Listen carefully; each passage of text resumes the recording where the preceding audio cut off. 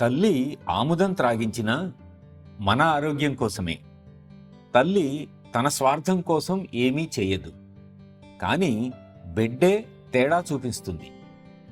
చేదు ముందు వేసి అమ్మ నన్ను బాధ పెడుతోంది అని అనుకుంటుంది.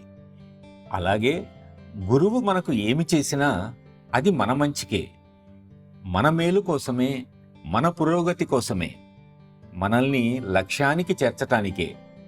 కాబట్టి ఆయనకు శరణాగతి పొందిన తరువాత ఇక ఏమీ ఆలోచించనక్కర్లేదు. తలనొప్పి వస్తే రాని, అంతా నా మంచికే. నొప్పి ఎవరికి? తల నాదైనా దానిని భరించేది నాలో ఉన్న ఆయనేగా అనే దృఢ నమ్మకంతో ఉండాలి.